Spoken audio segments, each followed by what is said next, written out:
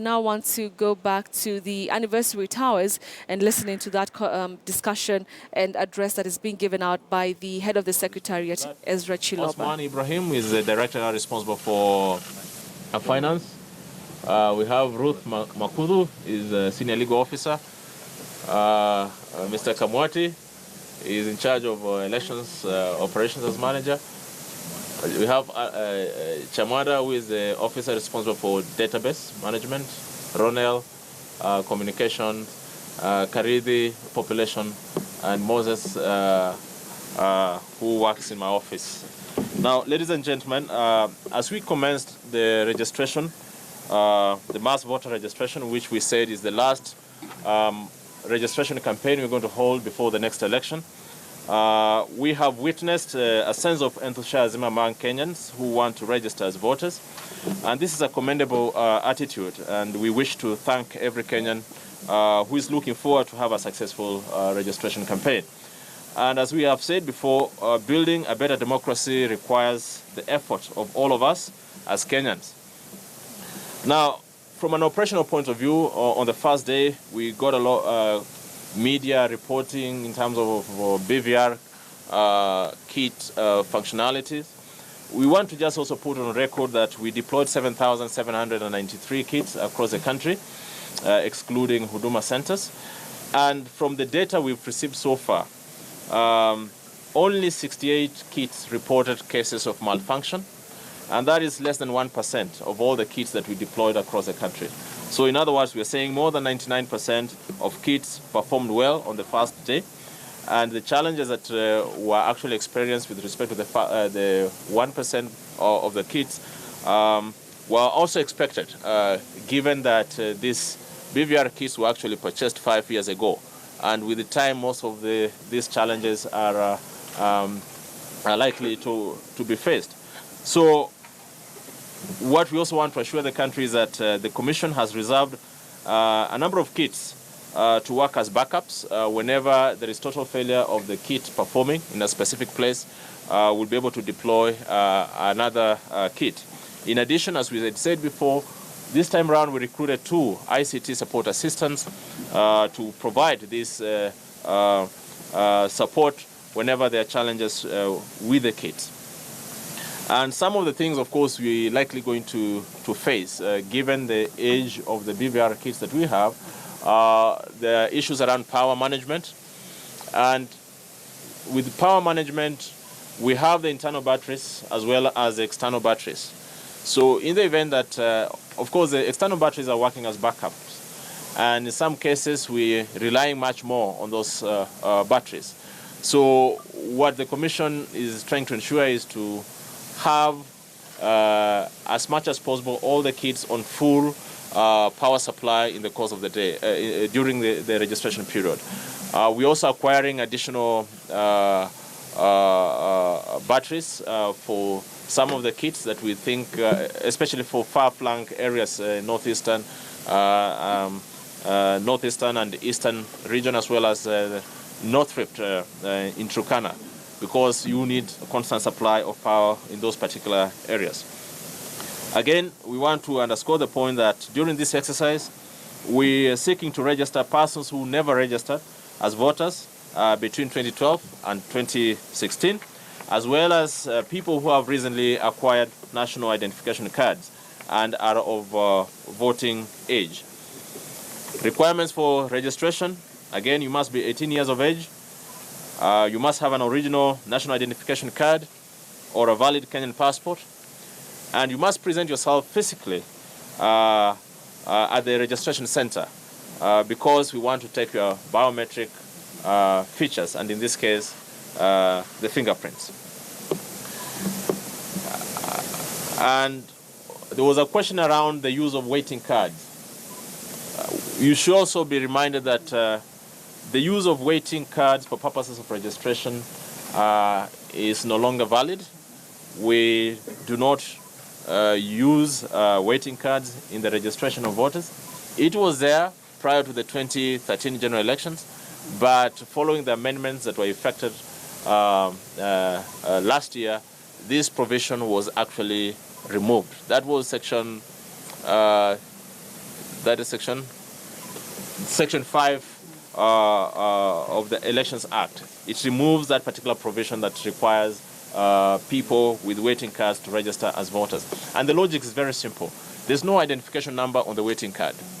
And yet you are telling the same person that when you show up at the polling station, you must show up with the identification document that you use to register. And this, you show up with the identification document that you use to register. So if you show up with a waiting card, there'll be some disconnect. So that's the reason why that provision was also removed, because there was also the risk of abuse. With respect to registration point, in order to increase access, we said that we have allowed our registration officers to open the kits at the constituency level. This means that whenever you find a kit within the constituency, you may register as long as you intend to vote in that particular constituency. We also need to clarify that for requesting, if you are requesting for transfer, you want to move from one constituency to another constituency, you may make your application at our constituency offices. However, it must be that constituency that you seek to transfer to, not where you are coming from, but where you intend to go vote. That's where you go to make your application for transfer. But there's something else. You may want to change particulars or the details with respect to your voting details, including name. You may make those changes whenever in that particular electoral area that you intend to vote. However, those changes can only be made upon application at our constituency offices, not at the polling station.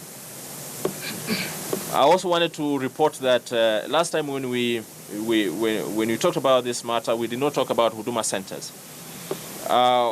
We are going to open the Huduma centers that are available across the country to still offer registration services. And voter registration in this particular place will be open to the county level. So that means that we'll be having additional centers for registration, courtesy of Huduma centers. Now, there's an important issue we also wanted to mention, and this is with respect to Mandera East and Lafay constituencies. These are two constituencies that were created by the Commission in 2012. However, when we went to the elections, there was a High Court decision redrawing the boundaries for these particular constituencies. So we went to the election with the boundaries as approved by the High Court. But the applicants went to the Court of Appeal, and the Court of Appeal reversed the decision of the High Court, meaning we go back to where we started from, to the boundaries that the Commission had gazetted. So for this coming election, we are going to go to the election, or Mandera East people, Lafay constituency people, are going to go to the election on the basis of the boundaries as gazetted by the Commission in 2012, and not the boundaries as of the election of 2013. So that means we have to change polling stations in terms of coding and location. So the people of Mandera East and Lafay must be assured that those changes are going to be they're going to be effected, especially in our BVR system. At the moment, what we've requested of our officers, as you register the people in those two constituencies, make sure that you capture the details correctly. And this includes giving them a slip that reflects the new boundaries, in as much as our BVR system has not been configured to accommodate that particular aspect. The challenge was that for you to be able to make those changes, you have to affect all the other kits across the country. So those changes are going to be effected after the registration is complete.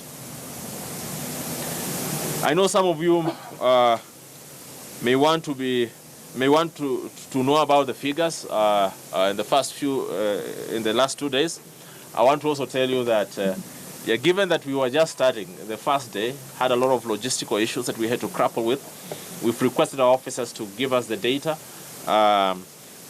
in terms of how far we've come. And we had promised that we'll be updating the country on a weekly basis.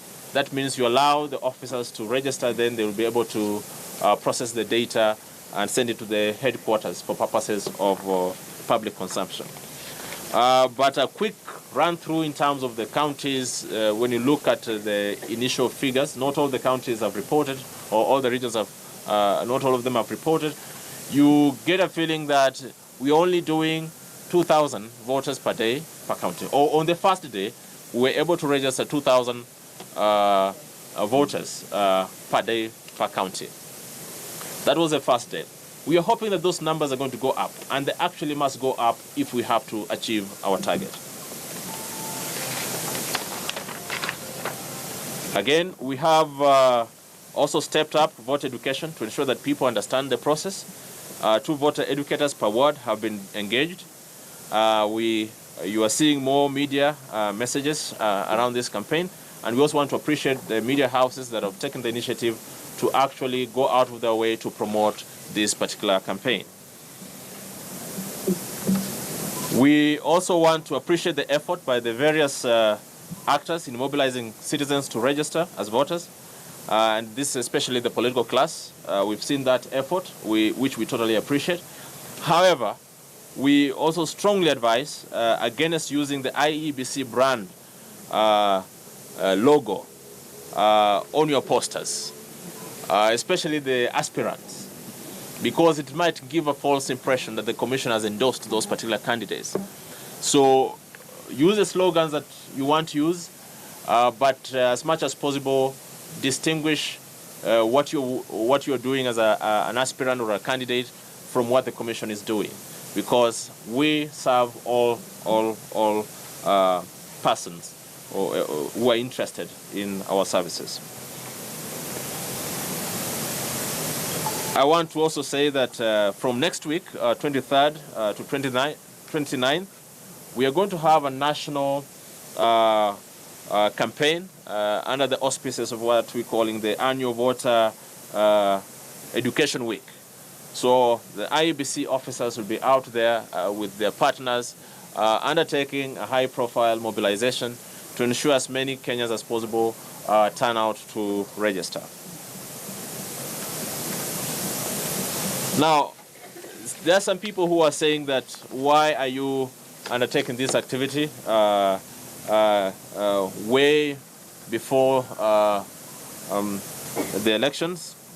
You know, preparing the register of voters is a process, and it's a legal process. So operationally, we are gathering data from the field, but we must convert that data into a credible register of voters, and it's a process.